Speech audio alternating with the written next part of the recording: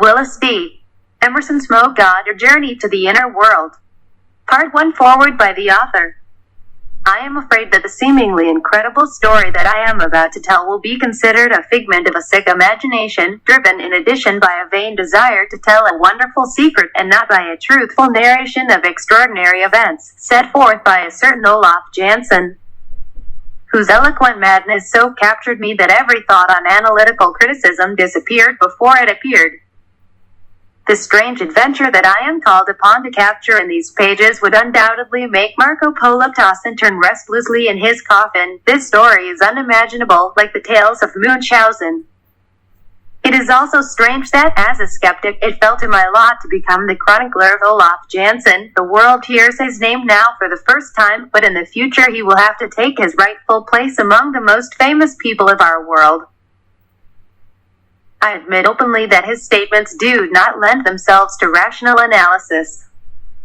They are associated with the deepest secret of the icy north, which for many centuries has attracted the equal attention of scientists and laymen.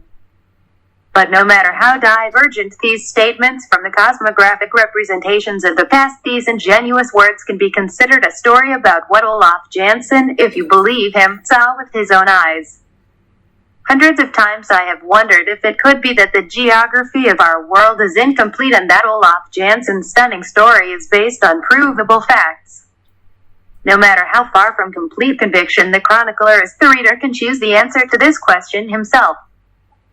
Even I myself sometimes find it difficult to say whether the wandering fires of superstition have led me far away from abstract truth. There is, however, another possibility. All hitherto recognized facts are based on delusions and errors.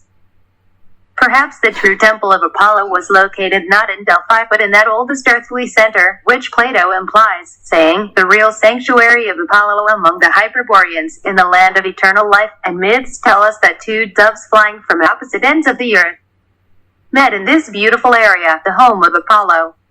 Indeed, according to Hecate, Leto, the mother of Apollo, was born on an island in the Arctic Ocean far beyond the north wind.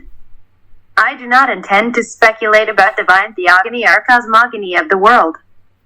My simple duty is to tell the world about a previously unknown corner of the universe, seen and described by the elderly Scandinavian Olaf Jansen. Research in the north is the subject of international attention. 11 countries, one way or another, shared the hard and dangerous work of uncovering the last cosmological secret of the earth. As ancient as the seas and mountains, the saying says that truth is always stranger than fiction, and the events of the past 2 weeks have reminded me of this truth in the most amazing way. At 2 o'clock in the morning I was awakened from a serene sleep by a loud doorbell. The troublemaker was a messenger who brought a note from an old Scandinavian named Olaf Jansen, scrawled in illegible scrawls. It took a lot of effort to decipher the letter. Its text was short, mortally ill. Come. This call left no room for hesitation and I, without wasting time, obeyed it. I suppose I should mention that Olaf Jansen, who recently celebrated his 95th birthday, has lived alone for the past 6 years in a modest house on Glendale Road, near downtown Los Angeles, California. Less than 2 years ago, during an afternoon stroll, I was struck by Olaf Jansen's house and its cozy surroundings, so I met the owner and the only inhabitant of this bungalow. I later learned that he was a follower of the ancient cult of Odin and Thor. There was softness in his face and in the sharp and attentive gray eyes of the old man, who had lived for 8 decades in another 10, a benevolent expression shone. Moreover, his loneliness touched me. On that day, he paced up and down in front of the house, stooping slightly and clasping his hands behind his back. I cannot say what exactly made me interrupt the walk and enter into a conversation with him. I praised the sweet little house, the well-tended vines and flowers that grew in abundance on the window's roof and in the yard. My compliments seemed to please him. Soon I realized that my new acquaintance was not an ordinary person, but he was distinguished by the depth of thought and amazing education. In the later years of his long life, he buried himself in books and mastered the art of concentrated silence. I managed to get him to talk, and after a while I learned that he had been living in Southern California for only 6 or 7 years. Before that he had lived in one of the eastern states for more than 10 years. Previously, he was a fisherman and caught fish off the coast of Norway near the Lofoten Islands, but he climbed further north, reaching Svalbard and even Franz Josef Land. When I was about to leave, he with apparent reluctance said goodbye to me and asked me to visit him again. Then I did not attach any importance to this, but now I remember that he, shaking my hand goodbye, uttered strange words. "Will you come again?" he asked. "Yes, someday you will return, I am sure about that. I will show you my library and tell you many things that you could not even imagine, things so wonderful that you probably won't believe me." With a laugh, I assured him that not only would I definitely return, but I would believe whatever he wanted to tell me about his travels and adventures. Soon I became close to Olaf Jansen, and little by little he told me his story, a story so wonderful that both reason and faith rebel against it. But the old Scandinavian always spoke with a great seriousness and sincerity, and his strange stories fascinated me. Then the night bell rang, and an hour later I was at Olaf Jansen's house. He waited for me impatiently and even complained about the long wait, although, having received his note, I arrived immediately. "I have to hurry," he exclaimed, shaking my hand. "I need to tell you a lot of things that you do not know about. Only you can I trust. I understand very well," he continued hastily, "that I cannot survive this night. The time has come to join the forefathers in endless sleep." I adjusted the pillows so that he could make himself more comfortable and said that I would gladly do him any favor. I was already beginning to understand what a dire condition he was in.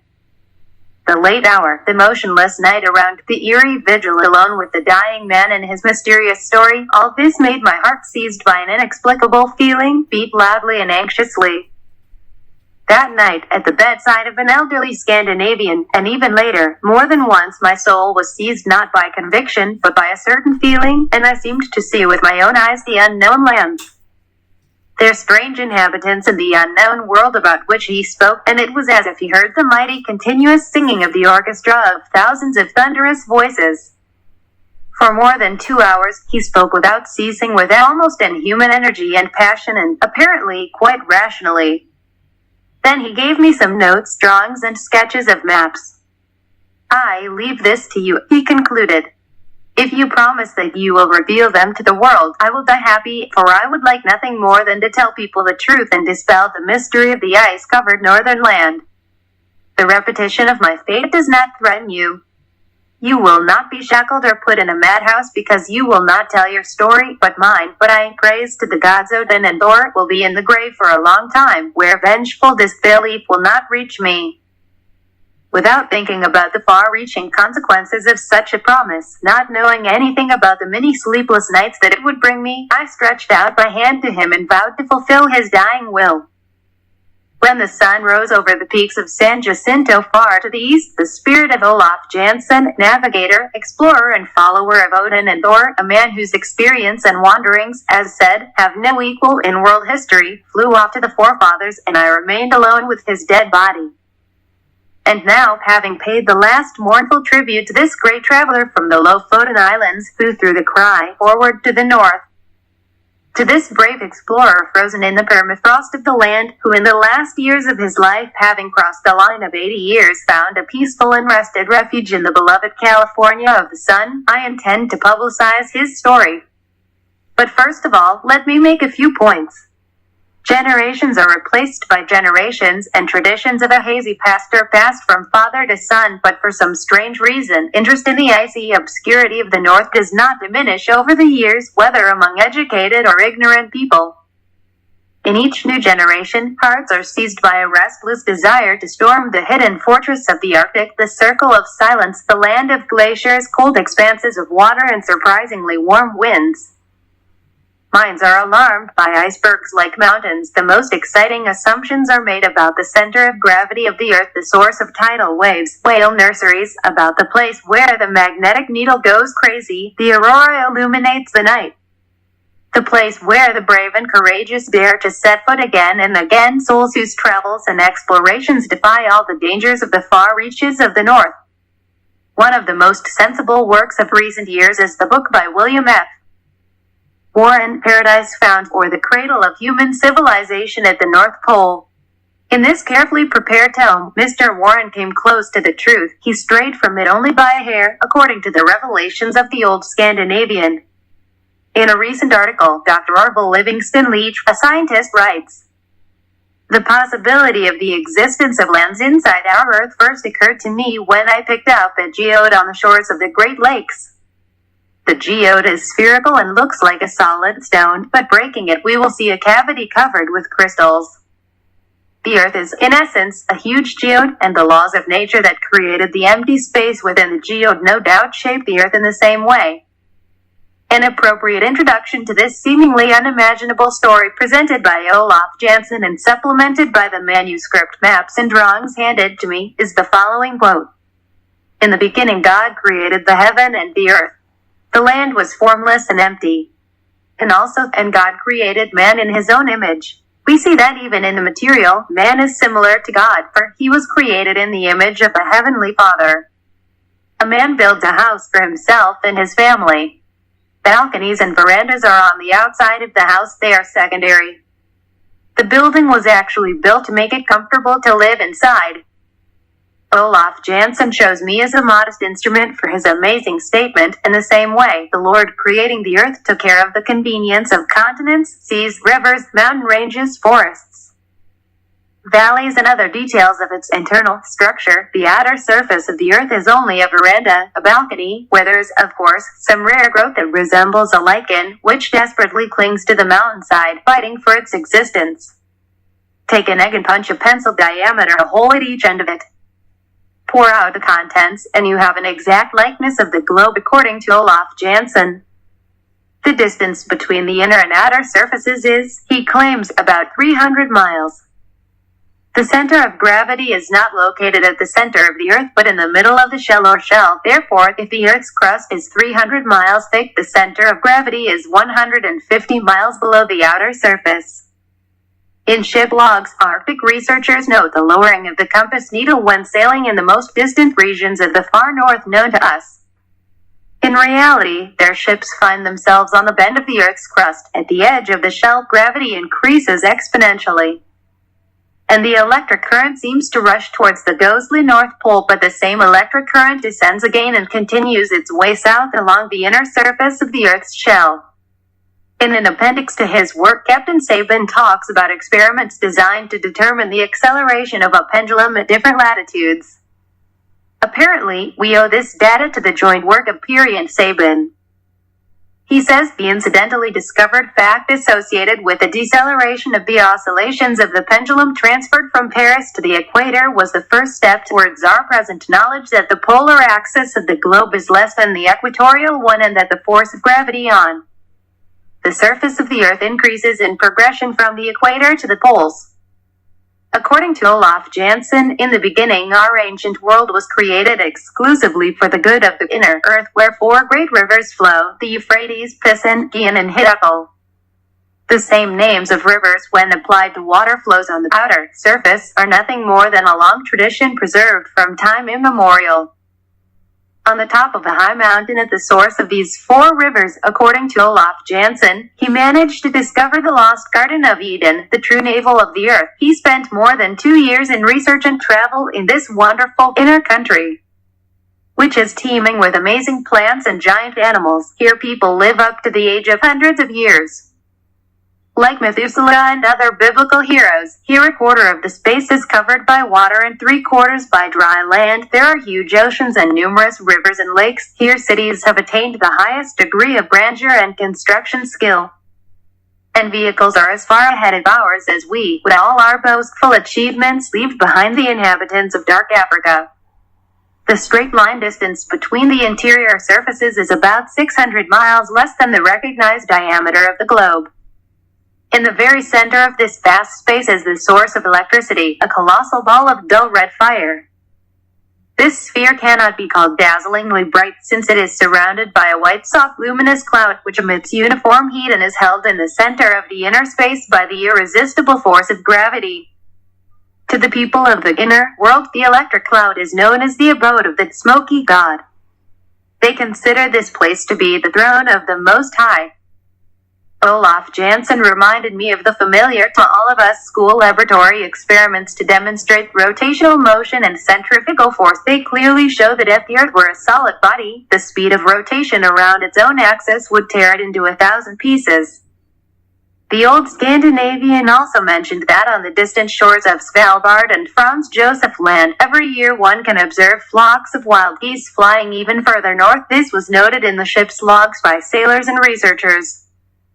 But not a single scientist has yet been able to put forward a satisfactory and acceptable, at least for himself, assumption to which lands the subtle instinct of these winged wanderers is drawn. Olaf Jansen, however, gave a very reasonable explanation for their behavior. The presence of the open sea in the north was also explained.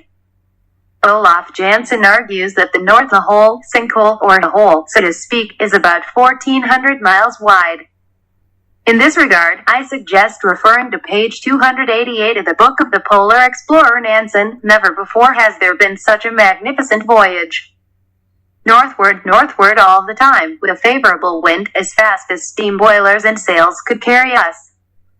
Mile after mile, watch after watch around us in this unexplored area stretched the open sea, invariably free of ice, so sometimes we literally wanted to exclaim, how much longer will this last? When you are on the bridge, your eyes are always directed to the north. This is a look into the future. And all the time ahead were the same dark skies, which meant the open sea. Some rivers of the inner world, says Olaf Jansen, are larger in volume than our Mississippi and Amazon combined. Their greatness is in width and depth, and not in length. Colossal icebergs form at the mouths of these powerful rivers flowing north and south along the inner surface of the earth, some of them 15 to 20 miles wide and 40 to 100 miles long. Isn't it strange that in the Arctic or in the Antarctic oceans, researchers always come across icebergs which consist of frozen fresh water? Modern scientists claim that salt disappears when water turns into ice, but Olaf Jansen gives a different explanation. In ancient Indian, Japanese, and Chinese writings, in the hieroglyphic inscriptions of the disappeared peoples of the North American continent, it is said about the worship of the sun. In the light of Olaf Jansen's amazing revelations, it can be assumed that the people of the inner world, attracted by the rays of the sun, which illuminated the inner surface through the north or south opening, became disillusioned with the smoke god, this great pillar or mother cloud of electricity, and tired of the constantly even and pleasant weather inside, followed the light, eventually crossed the ice belt and scattered over the outer surface of the earth, first in Asia, Europe, and North America, and then Africa, Australia, and South America. 1. It is known that with approaching the equator, the average height of the representatives of the human race decreases.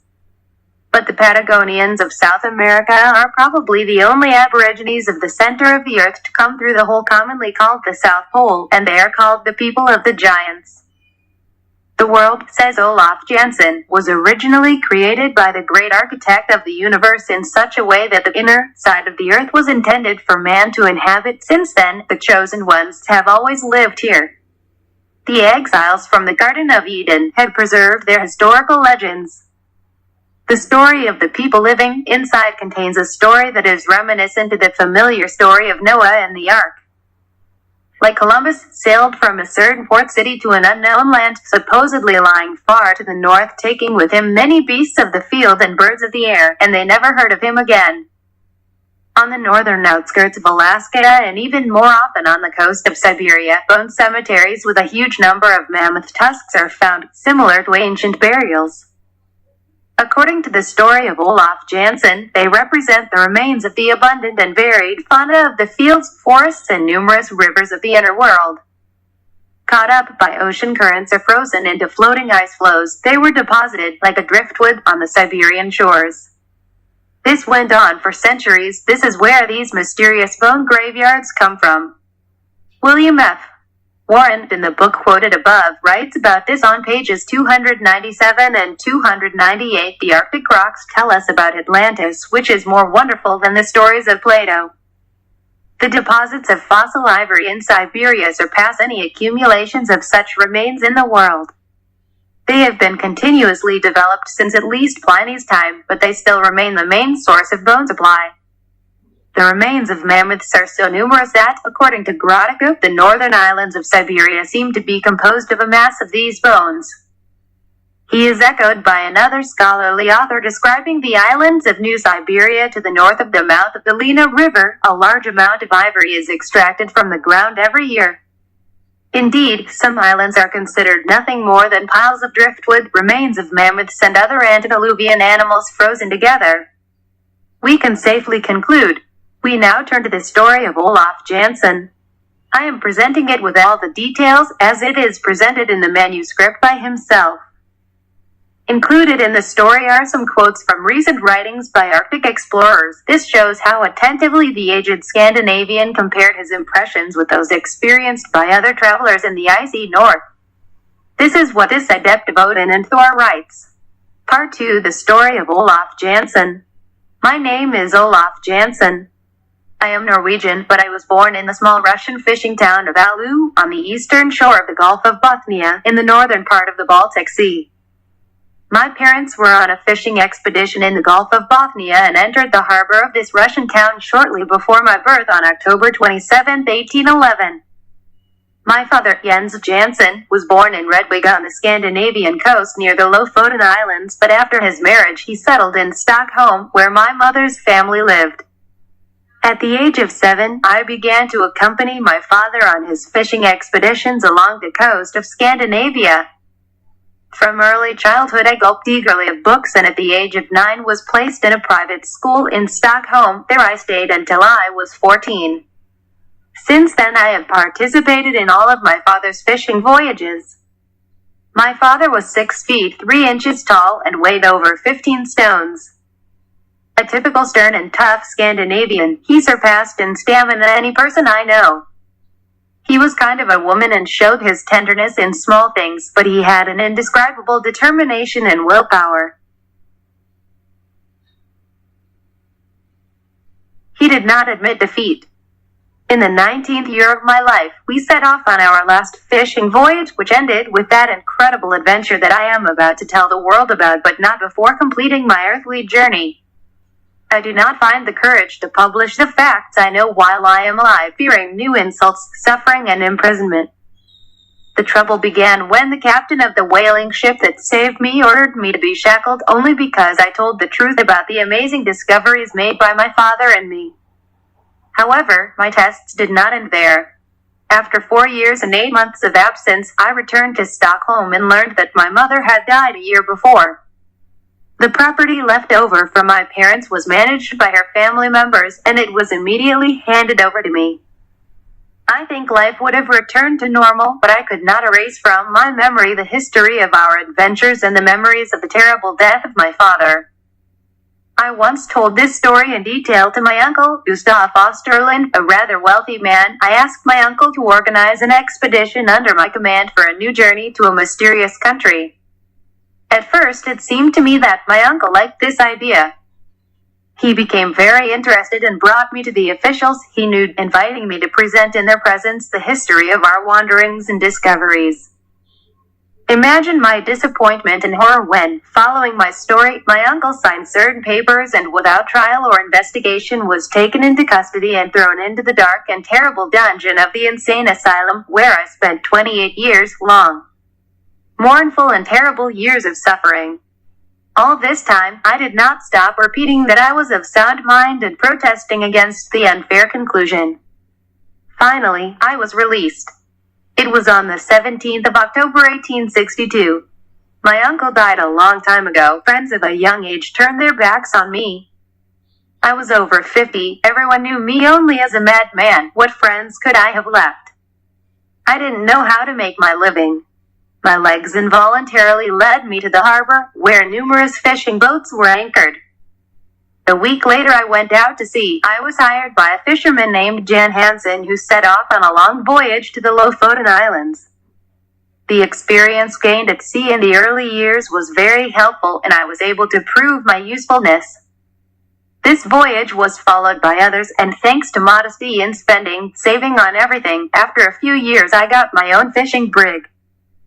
After that I spent another 27 years sailing the sea as a fisherman. For 5 years I worked for others and 22 years for myself. During these years I diligently studied books and tirelessly expanded my business, but with prudent care I did not tell anyone about the discoveries made by my father and myself. Even now, in my declining years, I am afraid that someone will find out what I am writing about. See my notes and drawings. But when my days on earth come to an end, I will take care of the safety of maps and notes, which, I hope, will serve to the enlightenment and benefit of mankind.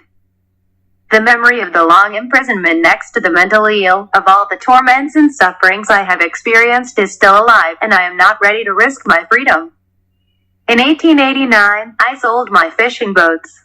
I had a fortune in my arms, which should have been enough for the rest of my life. Then I moved to America. For over a dozen years I have lived in Illinois, near Batavia.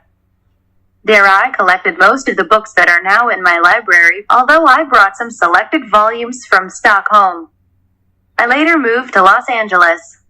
I arrived here on March 4, 1901. I remember that date well, since it was the second day of President McKinley's inauguration.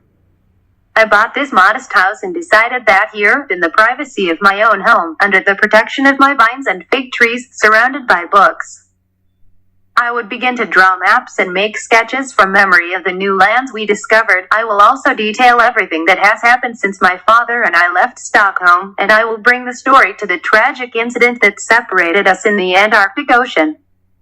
I distinctly remember how we sailed from Stockholm in our fishing sloop on the 3rd day of April 1829 and headed south, leaving the island of Gotland on the port side and the island of Åland on the right. A few days later we rounded Sandemar and plunged into the narrow strait separating Denmark from the Scandinavian coast. In due time, we anchored in the harbor of Kristiansand, where we rested for 2 days, and then headed, skirting the Scandinavian coast to the west, in the direction of the Lofoten Islands. My father was in high spirits. The last catch, which we sold in Stockholm instead of one of the port towns on the Scandinavian coast, brought us excellent and worthy revenue. He was especially pleased with the successful sale of elephant tusks, which he found on the western coast of Franz Josef Land during one of the northern voyages of the past year. He hoped that this time too we would be lucky, and instead of cod, herring, mackerel, and salmon, we could load our little sloop with ivory. We gave ourselves a few days of rest at Hammerfest at a latitude of 71 degrees and 40 minutes. Here we spent a week stocking up on additional provisions and barrels of drinking water, and then headed for Spitsbergen. The first days we sailed on the open sea, taking advantage of the favorable wind, but soon we encountered ice fields and a large number of icebergs. A ship larger than our fishing sloop would not have been able to cross the labyrinth of icebergs or navigate the barely visible channels between the ice floes. Monstrous ice mountains were an endless series of crystal palaces, grandiose cathedrals, and fantastic mountain ranges. They rose motionless like dark arts, loomed over us like rocky peaks, and with the silence of sphinxes reflected the pressure of the restless waves of the angry sea. Having barely escaped many dangers, we reached Spitsbergen on the 23rd of June and for a short time anchored in Weed Bay. The fishing was going well. Then we raised anchor past the Chinlopen Strait and moved along the northeast land. When a strong wind blew from the southwest, my father said that we should take advantage of it and make an attempt to get to Franz Josef Land, where he accidentally found mammoth tusks last year, which he sold for such a good price in Stockholm. Never before or after have I seen so many seabirds. There were so many of them that they covered the coastal rocks like a carpet, and their flocks obscured the sky. For several days we sailed along the rocky coast of Franz Josef Land. A favorable wind finally allowed us to reach the western coast, and after a day of coastal sailing we found ourselves in a beautiful bay. It was not easy to believe that she was in the far north. Everything was green, plants were blooming, and although the total area of the place did not exceed an acre or two, the air was warm and still. Apparently, it was here that the influence of the Gulf Stream was felt most strongly. 3. We saw many icebergs off the eastern coast, but the sea remained clear on the western side. Far to the west, however, ice sheets were visible, and even further to the west, the ice was piled up in ridges of small hills. The open sea lay in front of us and straight to the north. 4. My father deeply believed in Odin and Thor and often told me that they were gods who came from places far beyond the north wind. There is a legend, the father explained, that in the far north lies a country more beautiful than all the lands known to mortals, and that it is inhabited by the chosen ones. 5. The passion, zeal and religious fervor of my kind father fired my youthful imagination, and I exclaimed, why not sail to this blessed land? The sky is clear, a fair wind is blowing, and the open sea stretches in front of us. Even now, I can see in my mind the look of joyful surprise on his face. He turned to me and asked, my son, are you ready to go with me and explore places where no man has ever reached? I answered in the affirmative. Very good, he said. May God one protect us. With these words, my father quickly raised the sails, glanced at the compass, pointed the bow of the sloop straight north towards the open water, and our journey began. 6. The sun, as usual in early summer, was low on the horizon. There was still nearly 4 months of daylight before the icy winter. Our little sloop lunged forward as if he, like us, were eager to embark on an adventure. 36 hours later, we lost sight of the highest point of the Franz Josef Land coastline. It looked like we were caught up by a strong current going to the nord-nordost. Icebergs were visible far to the right and to the left, but our little sloop overcame the straits, made its way through the canals, in places so narrow that a large ship would certainly be covered with ice, and again went out into the open sea. On the third day we approached an island. It was washed by sea waves, free of ice. My father decided to disembark and devote the day to exploring the island. This new land was devoid of trees, but on the northern shore we found a large amount of driftwood. Some tree trunks were 40 feet long and 2 feet in diameter. 7. After spending the day inspecting the island, we raised anchor and directed the sloop north on the high seas. 8. I remember that my father and I did not eat anything for almost 30 hours. Perhaps this was due to the intense excitement that we experienced in connection with the strange journey in the distant northern waters, where, according to my father, not a single ship had yet entered. We expected bitter cold in these places, but in reality the weather was warmer and more pleasant than in Hammerfest on the northern coast of Norway 6 weeks earlier. 9. We both admitted frankly that we were very hungry, and I promptly prepared a hearty meal from the food stored in our well-stocked pantry. After we paid tribute to this feast with a great zeal, I told my father that I was feeling sleepy and was going to take a nap. Very well, he replied, I'll be on duty. I can't say exactly how long I slept, I only know that I was rudely awakened by the terrifying shaking of the whole sloop. To my surprise, I saw that my father was deeply asleep. I called him loudly, he stirred and hurriedly jumped to his feet. If he had not immediately grabbed the gunwale, he would surely have found himself among the waves boiling around. A furious blizzard was raging. The wind blew straight down the stern, forcing the sloop to rush forward with incredible speed and threatening to overturn at every moment. There was not a minute to lose, we had to lower the sails immediately. Our sloop shuddered convulsively. In the morning we saw icebergs on the port and starboard sides. Fortunately, there was an open waterway to the north. Will it remain so in the future? Ahead, encircling the entire horizon from left to right, a vaporous fog or rain mist thickened, transforming at the water's edge into the thick black color of the Egyptian night, white at the top like a cloud of steam. A streak of fog gradually disappeared from view, mixing with huge white flakes of falling snow. We could not know if the foggy strip was hiding a treacherous iceberg or some other invisible barrier that our little sloop would shatter against, sending us both to a watery grave. 10. I don't know by what miracle we avoided all obstacles and did not crash. I remember how our boat cracked and groaned, as if all its joints were broken. It swayed and jerked back and forth, as if it was at the mercy of a violent underwater current, fell into a whirlpool or a funnel hidden under the waves. Fortunately, our compass was attached to the block with long screws. Most of the provisions, however, were scattered in the galley and washed away by the waves, and if we had not tied ourselves with ropes to the masts from the very beginning, we in turn would have been washed into the raging sea. Amid the deafening roar of the frantic waves, the father's voice was heard. "Take courage, my son," he shouted. "Odin is the god of the waters, the companion of the brave, and his strength is with us. Do not be afraid." Despite his words, it seemed to me that we could not avoid a terrible death. Our little sloop had gathered water. Thick and rapidly falling snow dazzled our eyes. Waves with caps of white foam rolled over the deck in insane fury. At any moment, we could collide with an ice floe. Giant boulders lifted us to the tops of waves like water mountains, then threw us down into the depths of the sea, as if our sloop were a fragile shell. Giant white foam waves, like huge walls, rose from all sides. This monstrous, unbearable ordeal of fear, this tense expectation of an imminent catastrophe, these tortures of indescribable horror lasted more than 3 hours, and all this time a fierce wind carried us forward. And suddenly, as if tired of its frenzied attacks, the wind began to subdue its rage and gradually subsided. Perfect silence reigned. The misty haze has dissipated. Before us lay an ice-free passage 10 or 15 miles wide. Some icebergs were white on the far right, and small ice hills on the left side formed a small floating archipelago. I gazed at my father, determined not to say a word until he spoke.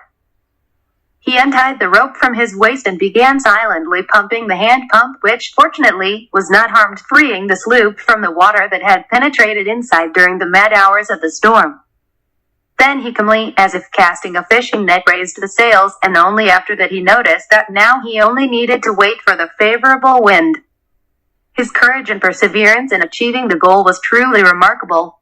Inspection of the sloop showed that we had less than a third of our supplies. We were particularly horrified by the loss of barrels of drinking water that fell overboard during the storm. 2 more casks remained in the main hold, but both were empty. I immediately realized how dangerous the loss of water had put us. I was beginning to feel terrible thirst. "This is really bad," said the father. "But let's dry our rags. You and I are soaked to the skin. Trust God, Odin, my son. Don't lose hope." The sloop was illuminated by the slanting rays of the sun. It could seem that we are in the southern latitudes and not in the far north. The swinging ball of the sun remained in plain sight all the time, and every day it rose higher and higher. Often it was obscured by fog, but again and again it appeared in the lace of clouds, like the evil eye of fate. Keeping the secrets of the northern land and observing the insignificant efforts of man. Far to the right, the prisms of icebergs glittered wonderfully in the sunlight. Light reflected from them in garnet, diamond, sapphire flashes. The icy mountains sparkled with fireworks of countless colors and shapes. Beneath this panorama of light lay a greenish sea, and above the purple dome of the sky. Part 3. Beyond the North Wind. I tried to forget about my thirst by taking out the preparation of food. From the hold I brought some food and an empty bucket. Leaning over the side, I drew water to wash my hands and face. To my unspeakable surprise, the water on my lips did not smell like salt. "Father," I gasped, water, it's fresh." "How is it, Olaf?" exclaimed the father, hastily looking around. "You must be wrong. The earth is nowhere to be seen. You are crazy. Try it yourself," I cried. So we discovered that the water in that place was fresh, completely fresh, devoid of any salty or even the slightest sign of salty taste. We quickly filled the 2 remaining barrels, and my father said that it was a gift from heaven, a sign of the mercy of the gods Odin and Thor sent down to us from above. We were overjoyed, and hunger forced us to interrupt our forced fast. We found fresh water in the open sea. What other miracles await us in these latitudes, where no ship has yet entered, where the splash of an oar has never been heard? 11. Before we had time to satisfy our hunger, the wind rose and filled the sagging sails. Looking at the compass, we noticed that the north end of the needle was pressed firmly against the glass. I was extremely surprised, but my father said, "I have heard about this. This is called dropping the arrow." We removed the compass from the beam and began to turn it this way and that at right angles to the sea surface, hoping that the needle would move away from the glass and could rotate freely. She moved with difficulty and unsteadily, like a drunkard wandering home, swayed from side to side, but finally showed us the way. Until now, it seemed to us that the wind carried us to the north-northwest, but now, when the needle rotated freely, we realized if in these waters it was possible at least to rely on the compass, that we had slightly deviated to the north-north too. Our course, however, always lay north. 12. The sea remained calm and smooth as silk, and even the ripples were barely visible. The wind filled the sails cheerfully and cheerfully. The sun's rays falling obliquely from the sky gave us a pleasant warmth. Day after day we sailed north. Having consulted the entries in the logbook, we found that 11 days had passed since the storm. We used our provisions very sparingly, and so far we had enough food, but our supplies gradually began to be depleted. In the meantime, one of the water kegs was also empty. "Nothing, let's fill it up again," said the father. However, we were horrified to see that the water overboard was again as salty as in the Lofoten Islands off the coast of Norway. Therefore, we had to handle the last barrel of water with a great frugality. I was constantly falling asleep. I did not know the reason for this, whether the excitement caused by swimming in unknown waters, or relaxation after terrible experiences during the hours of a storm, or lack of food, was in effect. Often I stretched out on the lid of the chest and stared at the blue dome of heaven, and although the sun was shining brightly in the east all the time, I saw a lone star above my head. This went on for several days. Looking for this star, I always found it directly above us. According to our calculations, the first days of August had come. The sun was high in the sky and was now shining so brightly that I could no longer make out the lone star that had caught my attention a few days earlier. At about the same time, one day my father unexpectedly awakened me from my slumber, pointing out a new phenomenon that had arisen far ahead of us, almost on the very horizon. "This is a false sun," he exclaimed. "I've read about this. It is said to be a reflection of a mirage. It will soon disappear." But the dull red luminary, which we considered to be a false sun, remained visible for several hours. We did not notice any rays of light emanating from it, but since then, looking around the horizon every day for at least 12 hours, we could observe the reddish glow of the so-called false sun.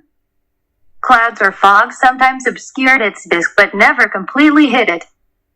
As we moved forward, it seemed to rise higher and higher in the wrong purple sky. I would not say that the new star in anything other than a round shape resembled an ordinary sun. When it was not obscured by clouds or ocean fog, it hung in the sky as a smoky red or reddish-brown ball, but at times its color became dazzling white like a glowing cloud, as if the false sun was reflecting a brighter glow somewhere below. In discussing this smoky, ember-colored sun, we finally agreed that the phenomenon, whatever its cause, was not an optical illusion or a reflection of our sun, but some real planet. 13. One day, shortly thereafter, I became extremely sleepy and fell fast asleep. It seemed to me that I had not slept for a minute. I remember how my father shook me by the shoulders and repeated, "Olaf, wake up." I see the earth. I jumped to my feet. Oh, unspeakable joy! There, far ahead, straight ahead, the coastline jutted out sharply into the sea. The bank went to the right as far as the eye could see. The waves crashed against the sandy beach with changeable foam, retreated and rolled again, singing the song of the depths in monotonous thunderous rumblings. Trees, bushes, and grasses were green on the shore. I can't tell you what glee gripped me at the sight of this spectacle. Father stood motionless, putting his hand on the steering wheel, looking ahead and offering praise and thanksgiving to Odin and to Ura from the very heart. We found a net in the pantry, threw it in and pulled out a few fish which replenished our depleted provisions. We put the compass back in place long ago, fearing another storm. Now the arrow was pointing straight north and wobbling slightly on its axis, as in Stockholm. The decrease was no longer observed. What could this mean? During our multi-day journey, we certainly passed the North Pole, and yet the arrow continued to point north. We were utterly puzzled by this, since we firmly believed that we were heading south. 14. For 3 days we sailed along the coast and then reached the mouth of a fjord or river of gigantic size. It looked more like a huge bay, and here we turned our sloop, taking the direction to the northeast from the south. Every day a gusty wind arose which did not subside then for about 12 hours. He urged us forward, and we went deeper and deeper, floating, as it turned out later, on the waters of the mighty river called the inhabitants of this world Hidako. Our journey continued for another 10 days. Fortunately, we finally got a sufficient distance from the coast. Here the influence of the ocean tide was no longer felt, and the waters below us became fresh. This discovery turned out to be timely. The last barrel of water was almost empty. Wasting no time, we filled both barrels and, taking advantage of the favorable wind as much as possible, continued our way up the river. Majestic forests stretched along the shores for miles around and all the way to the ocean coast. The trees were gigantic in size. We dropped anchor on the sandy beach, went ashore, and were rewarded with some nuts. They seemed to us very tasty, satisfying our hunger well, and became a pleasant addition to our menus menu. As I remember now, it was the beginning of September. It has already passed, according to our calculations, more than 5 months since we sailed from Stockholm. Suddenly we were almost scared to death by the sound of singing in the distance. Soon we saw a huge ship moving straight towards us along the river. The people on board sang loudly in one chorus, and their singing, echoing from the shores, seemed like the sound of 1,000 voices filling all the limits of the universe with a trembling melody. They accompanied the singers with stringed instruments like our harps. We had never seen a ship of this size before, and the structure of the ship seemed unfamiliar to us. 15. Our sloop was at anchor not far from the coast. The coastal slope, overgrown with huge trees, rose in a beautiful arc several hundred feet above the water. Apparently, we were on the edge of a primeval forest, which went, no doubt, far inland. The colossal ship stopped almost immediately. The boat was lowered, and 6 men of gigantic stature sailed on it, our sloop. They spoke to us in an unknown language. In their demeanor, however, we did not feel any hostility. They talked a lot about something among themselves, and one even burst out laughing at the top of his lungs, as if my father and I seemed to him a funny find. Then one of them noticed our compass, which interested them more than anything else on our sloop. Finally, the chief among them gestured to us if we would agree to leave our sloop and proceed to the ship. "What do you say, my son?" asked the father. "We only risk perishing." "They seem friendly to me," I replied, "but what terrible giants they are. They must have selected the 6 tallest guards in this kingdom. Just look how tall they are. It would be better for us to go with them of our own free will than forcibly." The father smiled. "They will always be able to catch us." With these words, he gestured to the giants that we were ready to go with them. A few minutes later we found ourselves on board the ship, and after half an hour our little sloop was lifted out of the water with the help of a strange-looking hoisting mechanism with a hook and set up on the deck like a curious exhibit. On board the ship, which seemed to us colossal, there were several hundred passengers. The ship, as we learned, was called Naz, which, as we later found out, meant joy, or literally pleasing walk. The passengers of the ship examined us with a great interest, and my father and I, in turn, marveled at this people of giants. The men, without exception, were at least 12 feet tall. All of them wore beards, but not particularly long, but rather short-cropped. The faces are gentle and beautiful. The skin is exceptionally white and blush. Some had black hair and beards, others were reddish, and still others were blonde. The captain, as we called ourselves, the noble gentleman who commanded the ship, towered head and shoulders above the rest. The women averaged 10 to 11 feet tall. They had surprisingly regular and refined features, the most delicate skin color set off a healthy blush. Both men and women possessed that ease of manner in which we see a sign of good upbringing. Despite their enormous growth, there was no noticeable clumsiness in them. I was only 19 years old, and I undoubtedly saw him as a real finger boy. His father, who was 6 feet 3, barely reached the waist with the top of his head. 16. All of them competed with each other in courtesy, showing us signs of attention and kind disposition, and yet all of them, I recall, began to laugh merrily when they wanted to seat my father and me at the table and they needed to come up with seats for us. They were wearing clothes that were rich and familiar to this people. Men wore silk or satin blouses with a belt at the waist, breeches and finely dressed stockings, and sandals with gold buckles on their feet. We soon learned that gold was one of the most common metals for them and was widely used for decoration of buildings. Oddly enough, my father and I, being among them, were not at all afraid that they might harm us in any way. We had come to our own, my father told me. The promise of the legends that I heard from my father and grandfather, the legends passed down in our people from generation to generation, came true. There is no doubt that this is the land that lies beyond the north wind. We made such an impression on the giants that we were entrusted with the special care of one of them by the name of Jules D and his wife. They had to teach us the language of that country and turned out to be zealous mentors, while we, on our part, were diligent students. By order of the captain, the ship turned aftly and moved back up the river. His powerful machines ran completely silent. The banks and trees on the sides merged into a continuous strip. The ship was faster than any train I have traveled, even here in America. It was wonderful. Meanwhile, the sun's rays disappeared from sight. They were replaced, however, by the inner glow that emanated from the dull red sun, which had already attracted our attention. Now the smoky ridge of clouds ahead seemed to emit a whitish light. For comparison, I will say that this light was brighter than 2 full moons that rose in the sky on a clear night would give. 12 hours later, the white cloud was to lose its brilliance and disappear from sight. The next 12 hours corresponded to our night.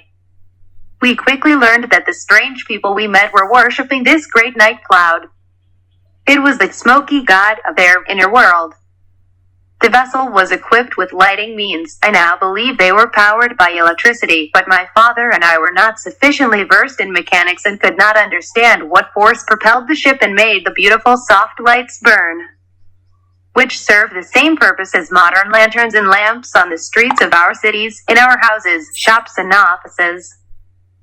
It should be remembered that this took place in the autumn of 1829, and we, who came from the outside side, to put it mildly, did not understand anything about electricity.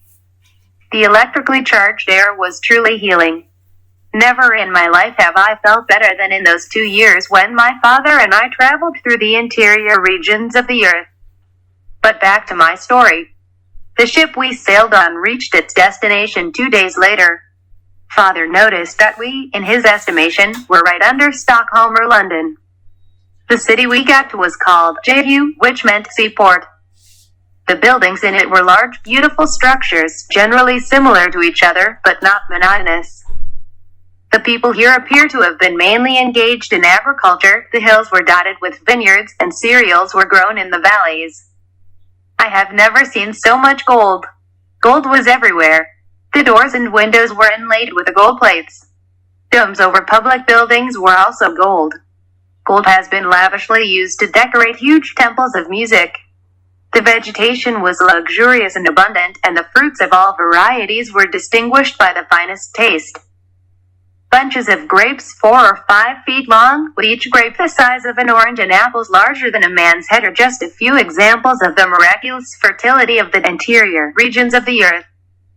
The giant sequoias of California would appear as bush next to the giant trees of forests that stretched for miles in all directions. On the last day of our voyage along the river, we saw in many places huge herds that grazed at the foot of the mountains. We heard a lot about the city called Eden, but spent almost a year in Jeju. By the end of the year, we were already quite fluent in the language of a strange underground people. Our mentors Jules D and his wife taught us with truly commendable patience. One day a messenger from the ruler of Eden arrived. Over the next 2 days, my father and I had to answer the most unexpected questions. We were asked where we came from, what kind of people live outside, what god we worship, what are our religious beliefs, how life is arranged in our unknown lands, and about 1,000 things like that. The compass we took with us aroused great interest among the giants. My father and I long ago noted the amazing fact that his arrow continued to point to the north, although, as we now knew, our sloop had passed over the edge or bend of the Earth's polar opening and we swam far to the south along the inner surface of the Earth's shell. Its thickness, or the distance between the outside and inside surfaces, is estimated by my father and my own to be about 300 miles. In a relative sense, the Earth's shell is no thicker than an eggshell, and therefore the area of the inner surface is almost equal to the area of the outer. A majestic luminous cloud or ball of dull red fire, this smoky god, fiery red in the mornings and evenings and emitting a beautiful whitish light during the day, seems to be suspended in the center of a huge vacuum inside the Earth and is held in place by the irresistible law of gravity, or not excluded by atmospheric repulsive force. I mean a certain force which equally spreads attraction or repulsion in all directions.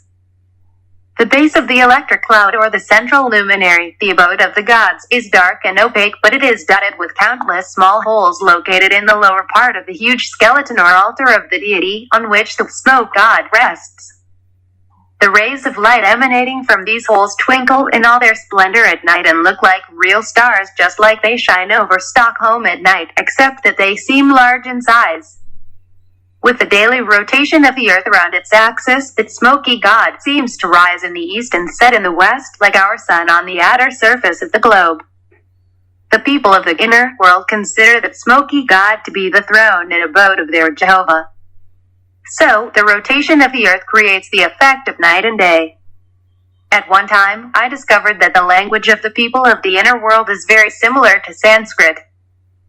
After we told about ourselves to the ambassadors of the central government of the inner continent, and my father, at their request, sketched rough maps of the outer surface of the Earth, indicating land and sea, the names of continents, large islands, and oceans, we were taken to Eden. The vehicle was different from everything that is known in Europe and America. No doubt it had some kind of electrical drive. The crew, noiselessly and in perfect balance, raced along a single track. The entire trip was carried out at a very high speed. We flew up hills, descended into hollows, traversed valleys, and rushed up the slopes of steep mountains, and the road, as far as we saw, was nowhere leveled, as we would have done laying the railroad tracks. On the roof of each car there were flat-lying top gear flywheels arranged in such a way as that with an increase in the speed of the crew, the speed of the flywheels automatically increased exponentially. Jules Galdia explained to us that these fan-like wheels on the roofs of the carriages eliminated atmospheric pressure, or what is usually understood as the force of gravity, with the destruction or reduction to zero of this force. The car could not tilt to one side or the other and fly off its only rail, as it was in a vacuum. The rapid rotation of the flywheels effectively destroyed that powerful influence, call it the force of gravity, atmospheric pressure, or something else, that causes any object devoid of support to fall to the surface of the Earth or a nearby solid. That these fan-like wheels on the car roofs eliminated atmospheric pressure, or what is commonly understood as gravity, with the destruction or reduction to zero of this force, the car could not tilt to one side or the other and fly off its only rail, as it was in a vacuum. The rapid rotation of the flywheels effectively destroyed that powerful influence, call it the force of gravity, atmospheric pressure, or something else, that causes any object devoid of support to fall to the surface of the Earth or a nearby solid. That these fan-like wheels on the car roofs eliminated atmospheric pressure, or what is commonly understood as gravity, with the destruction or reduction to zero of this force, the car could not tilt to one side or the other and fly off its only rail, as it was in a vacuum. The rapid rotation of the flywheels effectively destroyed that powerful influence, call it the force of gravity, atmospheric pressure, or something else, that causes any object devoid of support to fall to the surface of the Earth or a nearby solid, as if he was in a vacuum. The rapid rotation of the flywheels effectively destroyed that powerful influence, call it the force of gravity, atmospheric pressure, or something else, that causes any object devoid of support to fall to the surface of the Earth or a nearby solid, as if he was in a vacuum. The rapid rotation of the flywheels effectively destroyed that powerful influence, call it the force of gravity, atmospheric pressure, or something else, that causes any object devoid of support to fall to the surface of the Earth or a nearby solid. My father and I were incredibly amazed at the regal luxury of this spacious hall, where we were introduced to the supreme high priest, the ruler of all the lands of the inner world. He was wearing rich clothes, and he was taller than anyone around him. He was, I believe, at least 14 or 15 feet tall. The colossal hall in which we were received was all lined with massive gold slabs densely covered with precious stones of amazing brightness. Eden is built in a beautiful valley. In fact, it is part of the highest mountain plateau of the inner continent, several thousand feet higher than the entire surrounding area. I have never seen anything more beautiful than Eden in my travels. The mountain garden was teeming with an endless array of fruits, vines, bushes, trees, and flowers. In that garden, a majestic spring of waters emerges from the ground, from where 4 rivers originate. This place is known to the inhabitants as the navel of the earth, or the beginning, the cradle of the human race.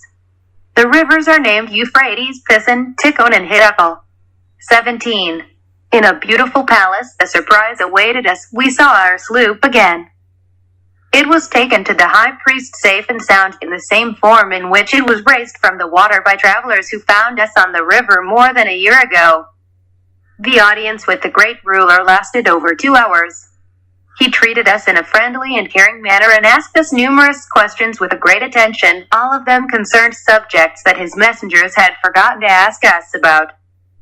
At the end of the conversation, he asked about our wishes and asked if we would like to stay in his country or would prefer to return to the outside world, provided, of course, that a return is possible and we can successfully overcome the obstacle in the form of a belt of ice surrounding the southern and northern whole of the earth.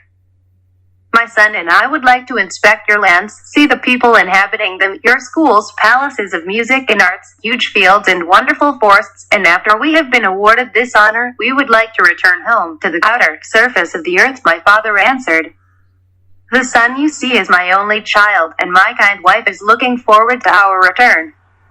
"I am afraid that you will not be able to return," the high priest remarked, "for the path is full of dangers and obstacles. You will be allowed to visit our lands. Jules Galdia will accompany you and you will receive a gracious and kind welcome everywhere.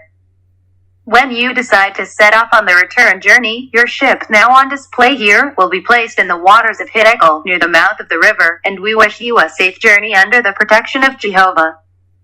That was the end of our only conversation with the high priest.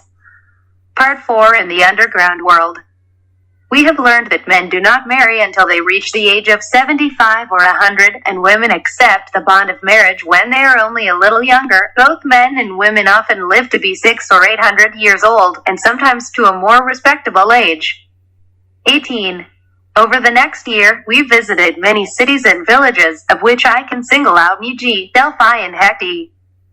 6 times the father was asked to review and correct the maps drawn from his initial rough sketches of the seas and continents of the outer side of the earth. I remember my father noticed that the giants of the country of the smoke god know the geography of the outer surface almost as well as the average university professor in Stockholm. During our travels, we once found ourselves near the city of Delphi in a forest of giant trees. If the Bible said that there were trees 300 feet high and more than 30 feet in diameter in the Garden of Eden, the Ingersolls, Tom Paines, and Voltaires would no doubt claim that this statement was fiction. But that's an accurate description of the California sequoia gigantea, and yet these sequoias will seem insignificant in comparison with the forest goliaths of the inner continent, where mighty trees grow from 800 to 1,000 feet high and from 100 to 120 feet in diameter. Countless of them are formed by forests that stretch for hundreds of miles from the seashore. People of the inner world are extremely musical and amazingly versed in the arts and sciences, especially geometry and astronomy. In their cities there are huge palaces of music, and you can often hear how up to 25,000 pure and strong voices of this people of giants merge in a single chorus of the finest symphonies. Children under the age of 20 do not attend school. Then their school life begins and continues for 30 years, 10 of which both boys and girls are devoted to the study of music. Their main occupations are architecture, agriculture, gardening, the raising of huge herds of livestock, and the construction of the water and land vehicles characteristic of this country. With the help of some device, the essence of which I cannot explain, they are able to communicate with each other over long distances using air currents.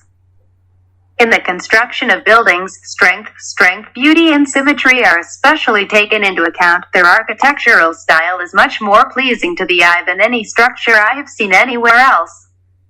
About 3/4 of the internal space is occupied by land, the rest is water. There are many colossal rivers flowing both north and south. Some are 30 miles wide at the mouths of these huge water streams in the extreme southern and northern regions of the inner surface where cold rains icebergs are formed consisting of fresh water. Twice a year, during periods of high water, when bubbling rivers sweep away everything in their path, river waters push them into the sea like huge tongues of ice. The underworld is home to innumerable bird species. In size, they do not exceed those found in the forests of Europe or America. It is known that in the past few years, many species of birds have disappeared from the face of the earth. In this regard, the author of a recent article says, one or more bird species disappear almost every year. Of the 14 species of birds that lived a century ago on only one island, St. Thomas in western India, 8 are now listed among the extinct. Could it be that the extinct bird species left their habitats on the surface of the earth and found shelter in the inner world? We met birds in great numbers, whether in the mountains or on the seashore. The outstretched wings of some birds were up to 30 feet long. There were birds of the most fantastic shapes and colors. We were allowed to climb the rock and inspect one of the nests. In it we found 5 eggs, each at least 2 feet long and 15 inches in diameter. We spent a week in Hectai. Then Professor Galdia showed us the bay, where we saw thousands of turtles on the sandy shore. I'm afraid they won't believe me when I indicate the dimensions of these enormous creatures. They ranged from 25 to 30 feet in length, 15 to 20 feet in width, and a full 7 feet in height. From time to time, the turtles stuck out their heads, resembling the muzzles of creepy sea monsters. Unusual natural conditions inside the earth created not only huge meadows with lush grasses, forests with giant trees and other flora, but also contributed to the emergence of a wonderful animal kingdom. Once we saw a huge herd of elephants. There were, I think, about 500 monsters. They made thunderous trumpets and tirelessly waved their trunks. They plucked armfuls of branches from trees and trampled smaller trees into the dust like miserable bushes. Their body length averaged over 100 feet and their heads were 75 to 85 feet above the ground. When I looked at this amazing herd of giant elephants, it seemed to me for a moment that I was again in the public library of Stockholm, where I spent a lot of time on books about the wonders of the Miocene era. I was overwhelmed with mute delight, and my father was speechless with amazement. He grabbed my arm, as if trying to protect me from a terrible danger. In this vast forest, we were only 2 insignificant atoms. Fortunately, the elephants did not notice us and followed the leader like a flock of sheep after a ram. Along the way, they tore off the overhanging branches with their trunks and from time to time shook the heavens with their roars. 19. Every evening a misty haze rises from the ground, and it certainly rains once a day. Perhaps the abundance of plants is due to the large amount of moisture, life-giving electric light and heat, while the gigantic size and longevity of all underground animals is associated with the air saturated with electricity and an even climate. In some places, valleys stretched for miles around. The smoky god gazed at them calmly from the height, pouring pure white light. The electrically charged air was intoxicating, covering his face like a slight whisper. Nature hummed a lullaby with the barely audible rustle of the winds, whose breath brought the sweet scent of herbs and flowers. We spent over a year traveling through the cities and towns of the inner world. More than 2 years have passed since the day when the huge pleasure ship picked us up on the river. We thought about returning to the outer surface of the earth and decided to entrust our fate to the sea waves again. We communicated our wish to the owners, and it was reluctantly but quickly fulfilled. Father, at his request, was given various maps showing all the internal structure of the earth, all cities, oceans, seas, rivers, bays, and bays of the underworld. Our hosts also generously offered us as many sacks of gold nuggets, some of them as large as a goose egg, as we could load into the little sloop. Back in Jiha, we repaired and equipped our fishing sloop for about a month. When everything was ready, the same nest, the ship that once found us, took us on board and sailed to the mouth of the Hideko River. Our giant brothers have launched a tiny boat. They deeply regretted our parting and were very worried about us. Father swore by the gods Odin and Thor that in a year or two he would certainly visit them again. On that we said goodbye to them. We prepared to sail and set sail, but there was almost no wind. An hour after our giant friends set off on their way back, we remained in place. Then we found that the winds always blow in a southerly direction, in other words, from the northern opening of the earth in the direction where we knew the south was, and where, under the guise of north, the arrow of our compass pointed. For 3 days we tried without any success to go against the wind. Following this, the father said, "My son, returning in the same way as we arrived at this time of year is impossible. I'm surprised that we didn't think about it before. We spent almost 2.5 years here. It follows that the time has come when the sun begins to shine at the southern opening. It's a long cold night in Svalbard now. What do we do?" I asked. "There is only one thing left for us," my father replied, "namely, sail south." We turned the sloop, putting the sails in the wind, and headed, according to the compass, directly north, in reality, south. The wind was pretty strong. Besides, we got into the current, which carried us with amazing speed in the same direction. Just 40 days later, we arrived in Delphi, a city at the mouth of the Gihon River, where we had previously visited with Jules Galdia and his wife, our mentors and guides. We stayed here for 2 days, and we're greeted by the same people who received us on our first visit. After restocking our provisions, we set sail again, following the compass needle due north. On the way to the outside world, we found ourselves in a narrow channel, which apparently separated 2 large areas of land. On the right we saw a beautiful beach and decided to explore it. We dropped anchor, went ashore, and allowed ourselves a day of rest before continuing on our dangerous voyage. We made a fire from the dry fin, and while my father was walking along the shore, I made a delicious supper from the supplies we had taken with us. The shore was bathed in a soft silvery light. The father said that this is the reflection of the sun, whose rays penetrate into the southern opening of the earth. 20. That evening, we fell fast asleep, and the next morning we woke up as cheerful as if we had spent the night in our beds in Stockholm. After breakfast, we headed inland, intending to inspect the area, but before we could get far, we noticed several birds. We knew right away that they belonged to the penguin family. These birds, with white breasts, short wings, black heads, and long curved beaks, cannot fly, but they swim well and reach enormous sizes underground. From a height of 9 feet, they looked at us calmly and without any surprise, and then hobbled rather than walked towards the water and swam northward. The next 100 or more days were eventful. We were in an open, ice-free sea. According to our calculations, it was November or December, and we knew that the so-called South Pole was now turned towards the sun. Therefore, when we leave the world of inner electric light and welcoming warmth of that smoky god, we will be greeted by the warmth and light of the sun, which sends its rays into the southern opening of the globe. We were not wrong. 21. At times our little sloop, driven by a constant and even wind, flew like an arrow through the water. If at such a moment we hit an underwater rock or sandbank, only splinters would remain of the ship. Finally, we felt that the air was definitely getting colder. A few days later, we spotted icebergs far off to port. Father justly asserted that the tailwind that filled our sails was due to the warm climate of the inner world.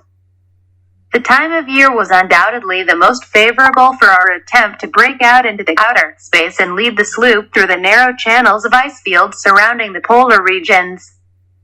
Soon we found ourselves among the pack ice. I don't know how our little sloop got through the winding channels without being crushed.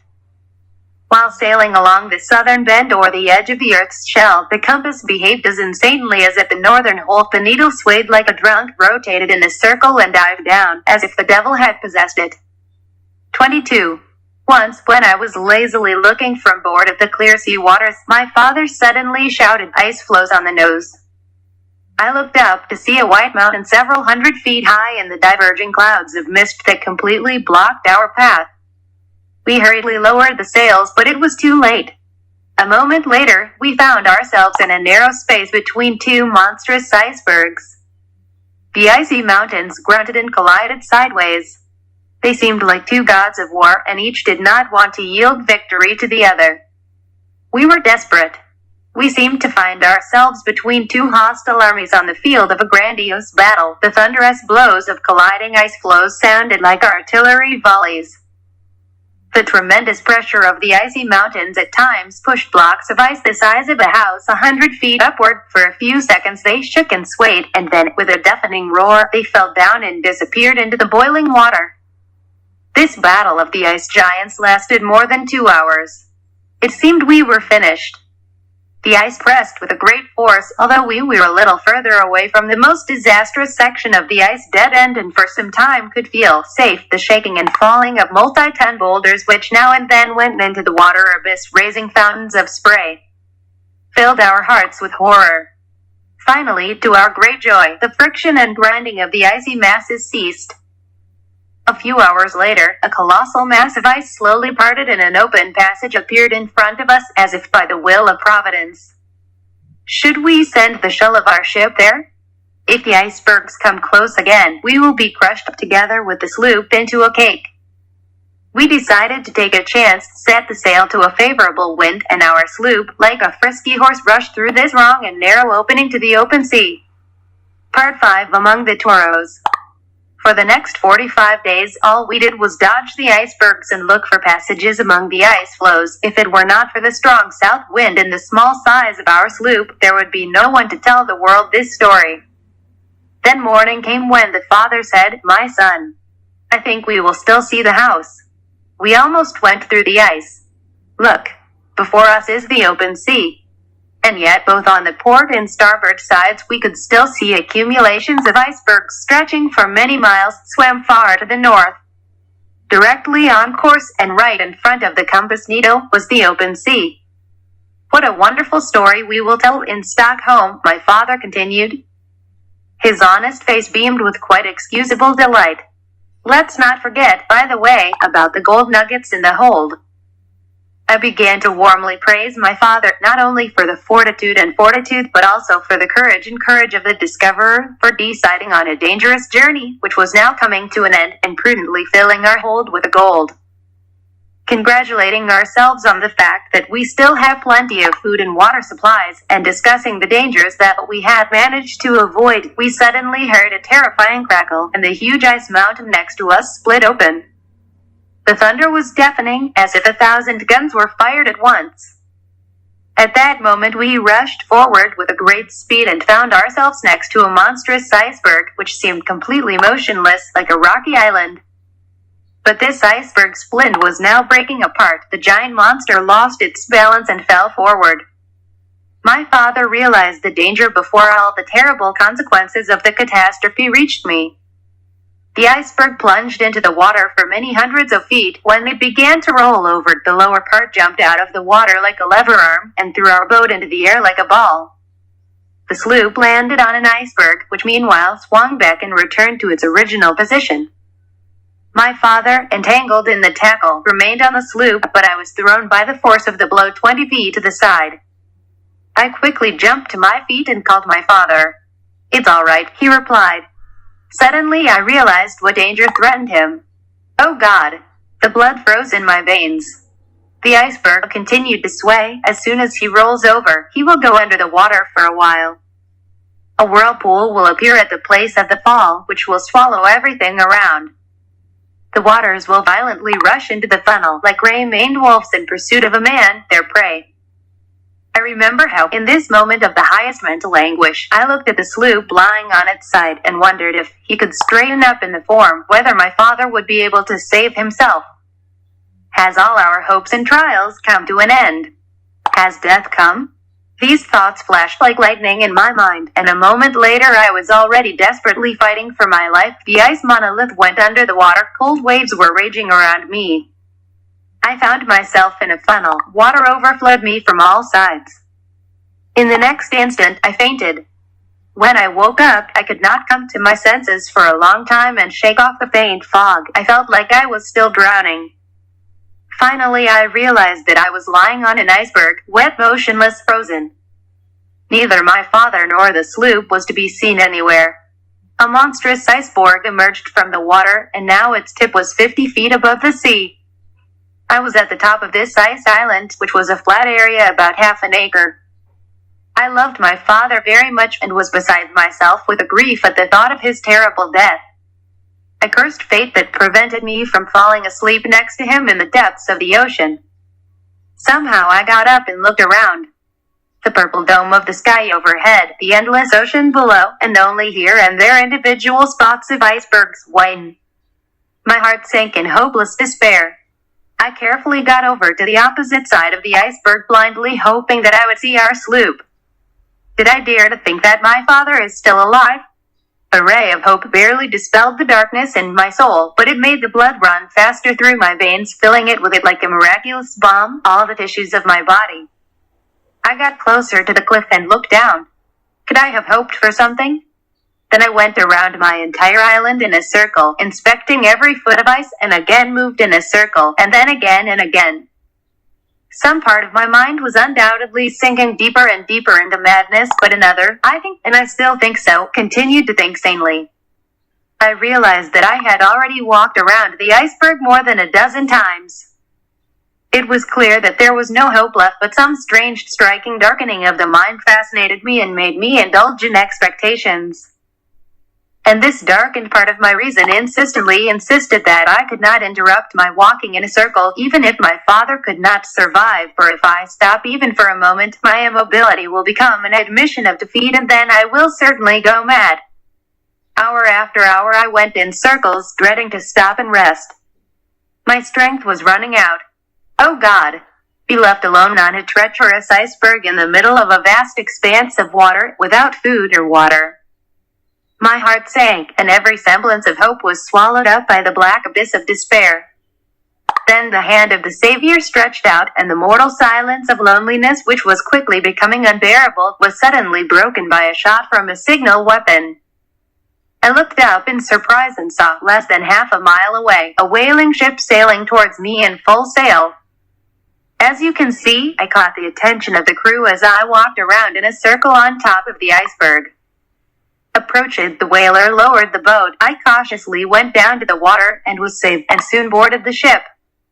The ship turned out to be a Scottish whaler called the Arlington. In September, he left Dundee and immediately went to Antarctica in search of whales. The captain, Angus McPherson, seemed kind to me, but in matters of discipline, as I soon learned, he imposed his will with an iron hand. When I began to tell that I had been inside the earth, the captain and the senior mate just looked at each other, shook their heads, and ordered me to stay in my bunk under the strict supervision of the ship's doctor. I was weak from malnutrition and did not sleep for many hours. However, after a few days' rest, I got up one morning and got dressed without asking permission from the doctor or anyone else. I went up on deck and declared that I was as sane as everyone else on this ship. The captain sent for me and again began to ask where I had been and how I ended up alone on an iceberg in the middle of the distant Antarctic Ocean.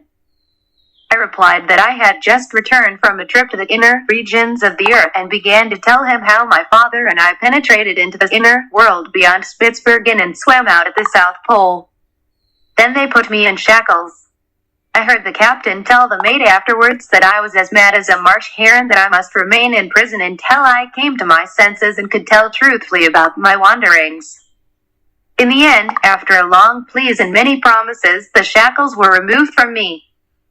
I immediately decided that I would come up with some story for the captain and not say a word about the smoke god, at least until I was safe among friends. Less than 2 weeks later, I was allowed to take a place among the sailors. A little later, the captain demanded an explanation from me. I told him that I was afraid even to remember the suffering I had experienced, and asked him to allow me to leave his questions unanswered for a while. "You seem to be much better," he remarked, "but you are still, I think, not yourself." "Put me in any job," I replied, "and if that doesn't reward you enough, I will reimburse you every penny when I return to Stockholm." On that we decided. When I finally returned to Stockholm, I learned that my kind mother had gone to a better world more than a year ago. I have already told how, thanks to the betrayal of a relative, I ended up in an insane asylum, where I spent 28 years, which seemed to me endless. I also talked about how, after my release, I returned to the life of a fisherman and worked hard for 27 years, how I came to America and finally to Los Angeles.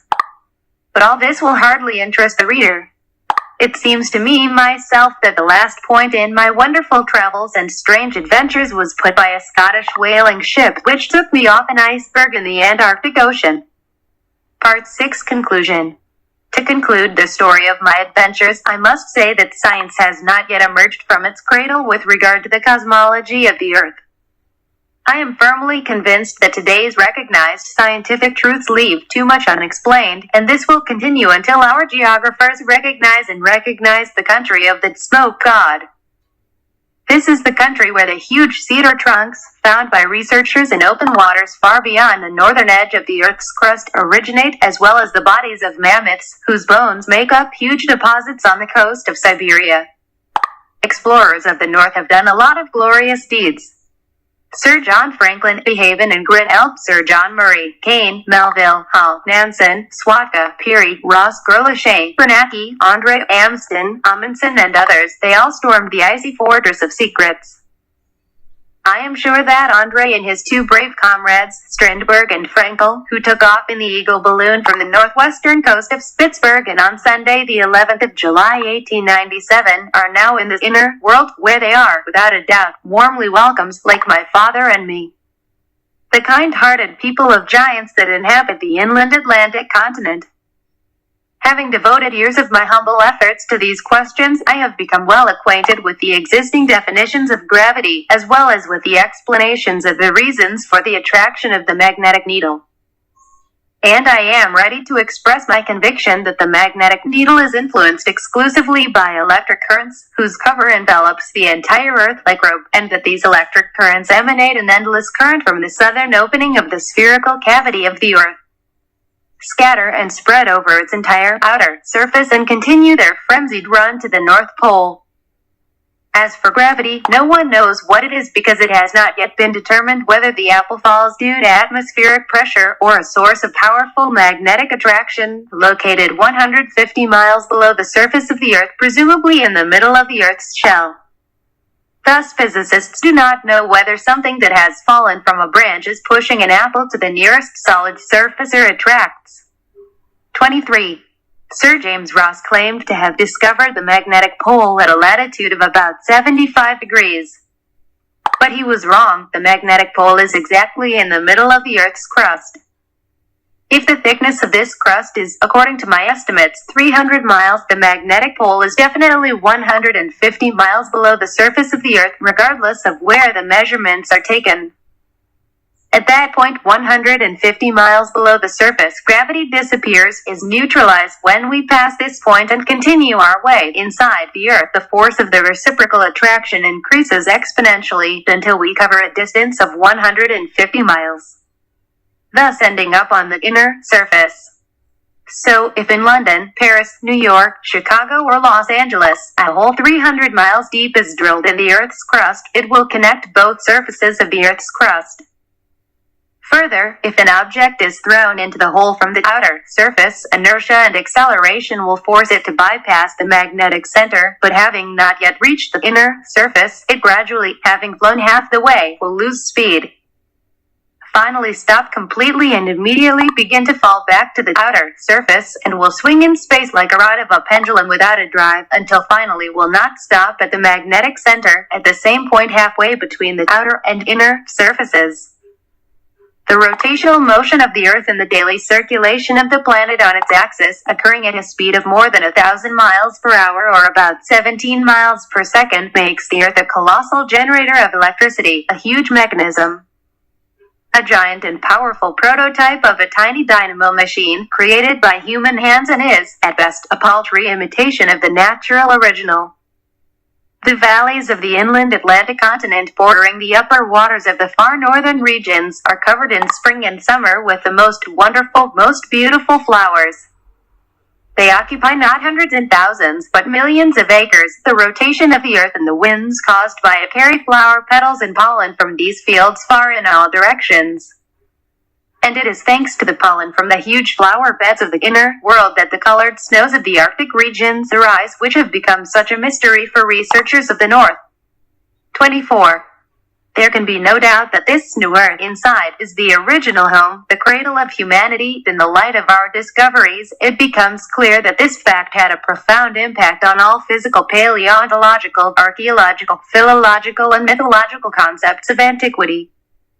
The same idea of returning to a mysterious country, to the very beginning, to the origins of humanity, is contained in the Egyptian legends about the original earthly abodes of gods, heroes, and people. Preserved in the historical fragments of Manetho and fully confirmed by the historical chronicles and legends of the North American Indians found during the recent excavations of Pompeii. An hour has passed since midnight, a new year has come, 1908, and today is the third day of this year. Having completed the story of my incredible travels and adventures which I leave to the world, I am ready and even dream of a peaceful rest which, I believe, will follow the trials and vicissitudes of fate I have experienced. I was old and experienced both adventure and suffering, but I became rich in new friends whom I managed to attract to myself, trying to lead a righteous and dignified life. Like a story coming to an end, my life expires. A premonition grows in me that I will not live to see the new dawn. And so I conclude my message with this. Olaf Jansen. Part 7, afterword by the author. Deciphering and preparing for publication of Olaf Jansen's manuscript took a lot of effort on my part.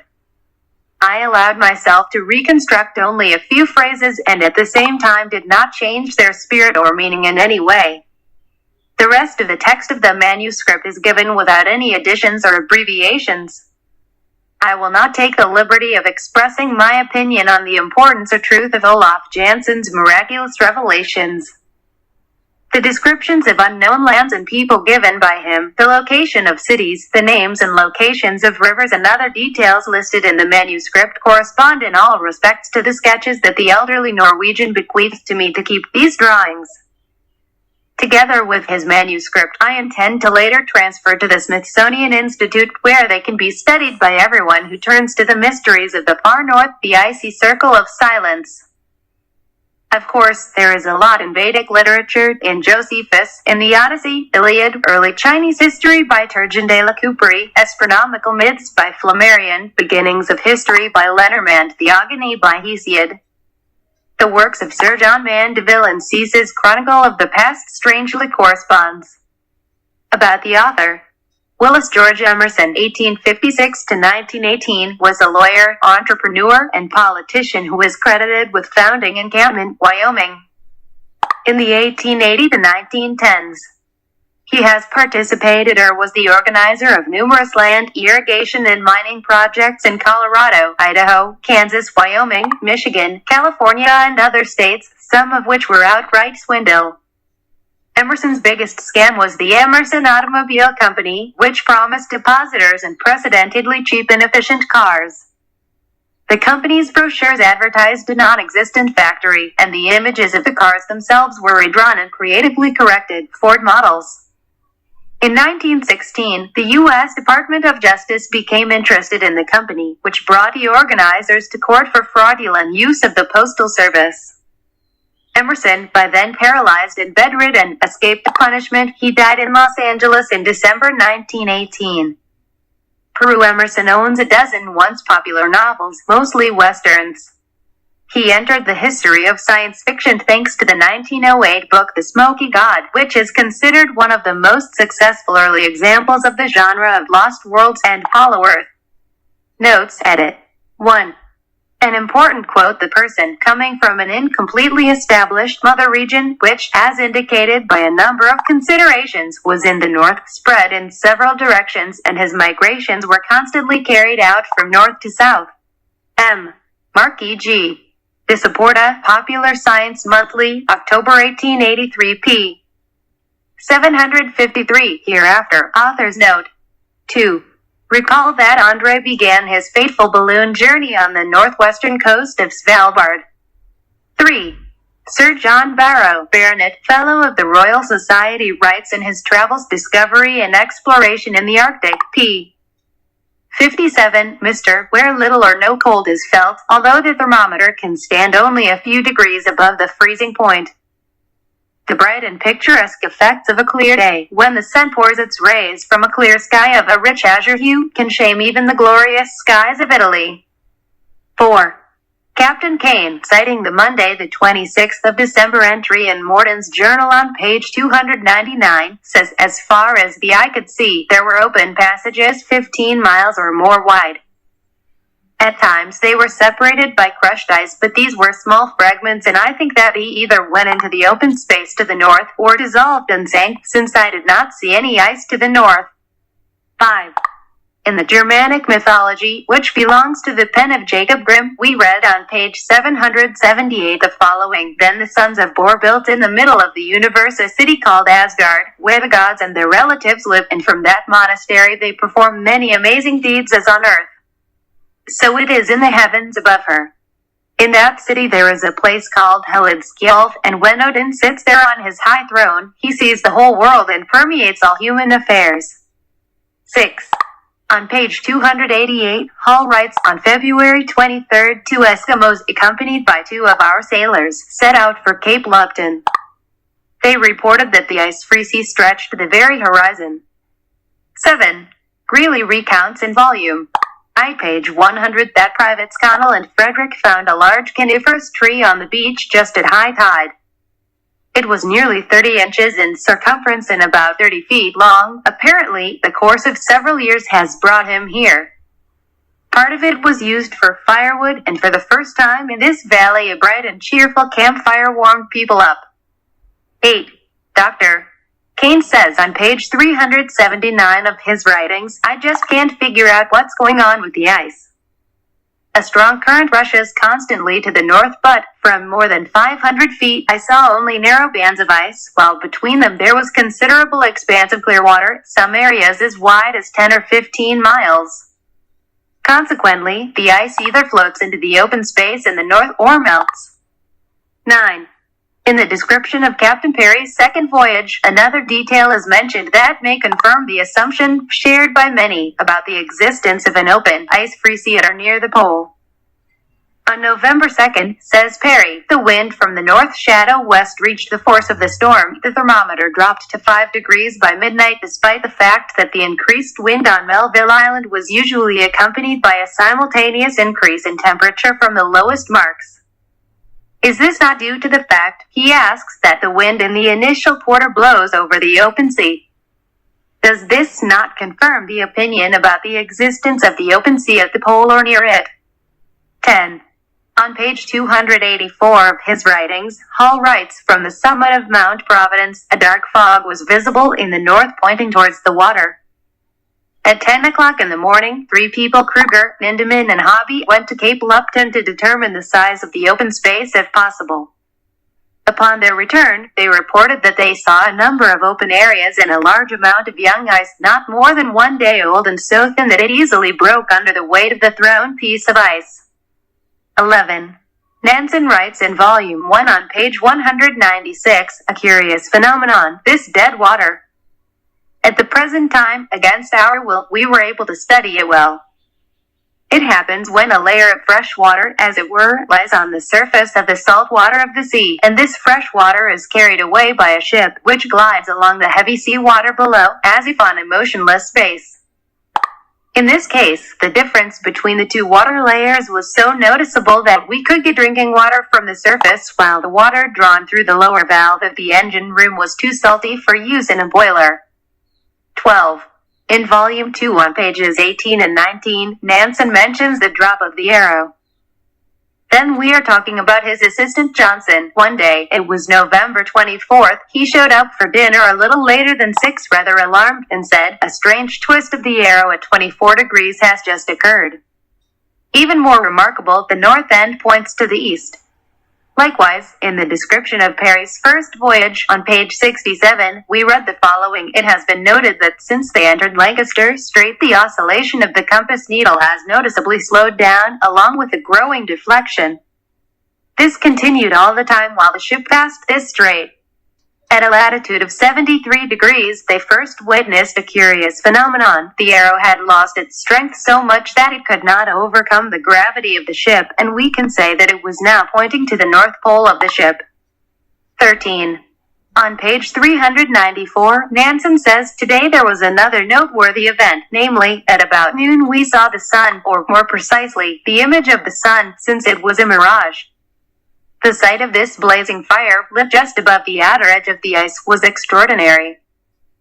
According to the enthusiastic descriptions of many Arctic travelers, the first appearance of this god of life after a long winter night should have caused joyous rapture, but in my case it was not like that. We did not expect to see the sun for a few more days, and I experienced rather bitterness and disappointment, deciding that we were further south than we imagined. I soon became convinced with a great pleasure that the light could not come from the sun.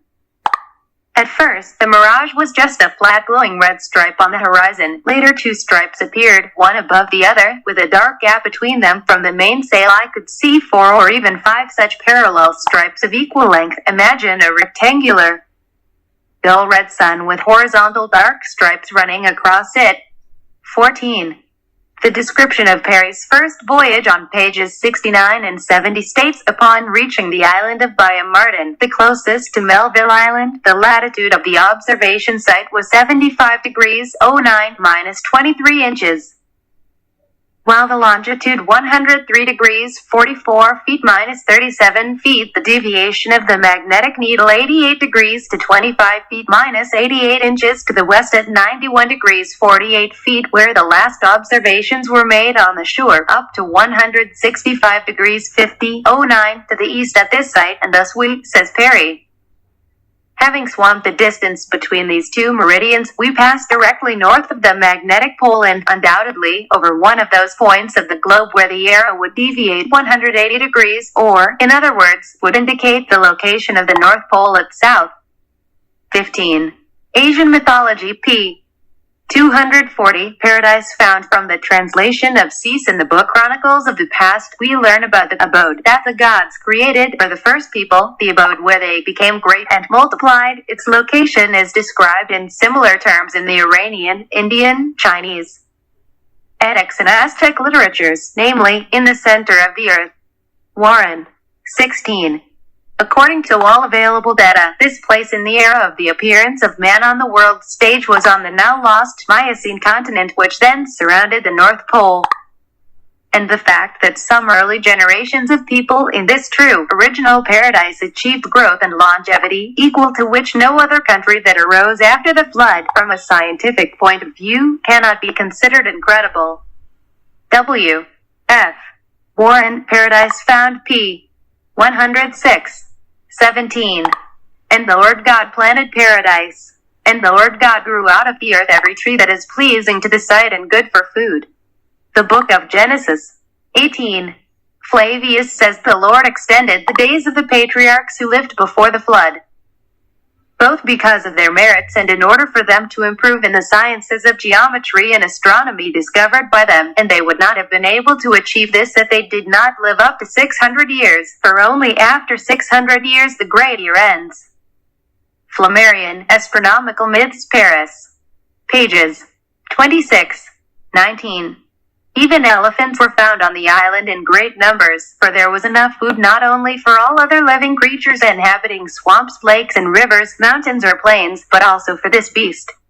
Further, all the incense that now feeds the earth, whether in roots, in grasses, in wood, in oozing resins, in flowers or in fruits, all this she gave birth to there and cultivated perfectly. Critias by Plato. 20.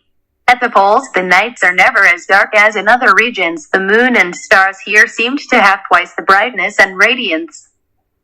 In addition to this, a constant glow is observed. Its various shades and the play of the latter are among the strangest natural phenomena. Rembrandtson, Astronomy. 21.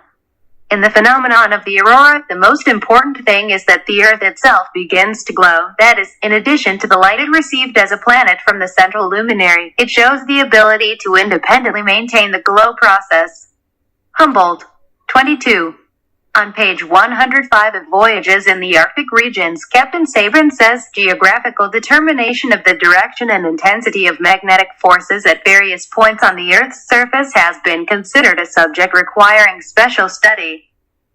The decrease or increase in the magnetic force in different parts of the globe, its periodic or long-term fluctuations, relationships, and interdependence could only be investigated with the help of permanent magnetic observatories.